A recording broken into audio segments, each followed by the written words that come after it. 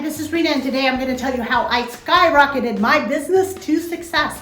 And you can follow these simple techniques and skyrocket your business too. The first thing I did, and I've never had this level of commitment in my business before, but for about 6 years, I was struggling. I could not sell, I could not team build, no one wanted to work with me, and I was just so frustrated. I still had my day job as an electrical engineer, and I was trying to get this business, this side hustle off the ground, and I could not figure out how to get it going. But within 90 days, all that 6 years of struggling just went away, and I skyrocketed from being an average performer in the company to the top 2%. And all of a sudden, I had the use of a company car and all the trappings of success. What did I do in those 3 months that totally went from here to here? I decided that my car was a university.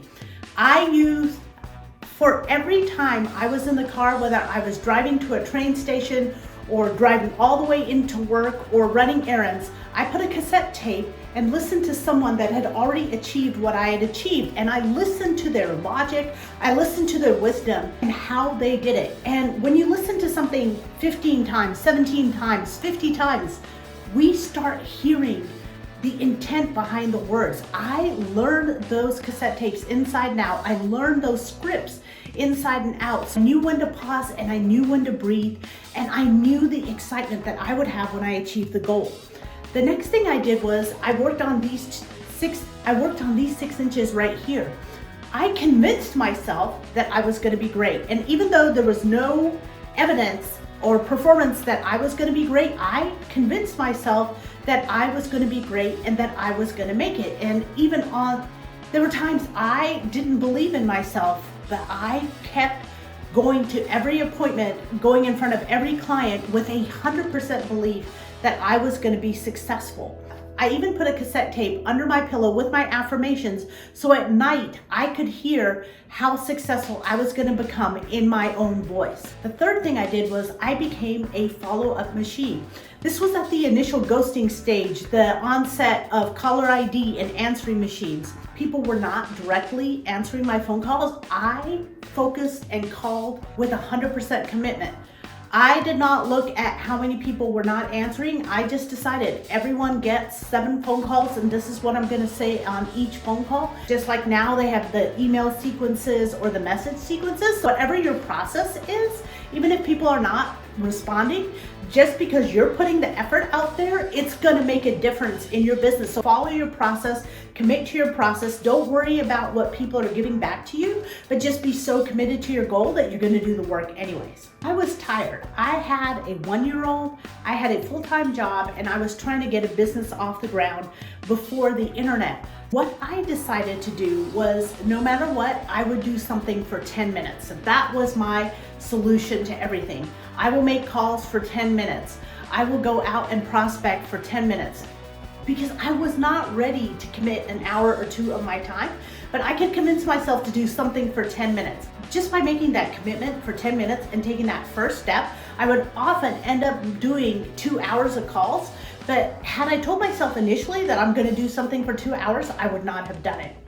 I went out to where the people were. I remember I was so far behind on my goal. It was the last week of March 1997, and I had to get a ton of orders and I had to get a ton of team members to finish this goal to earn the use of a company car.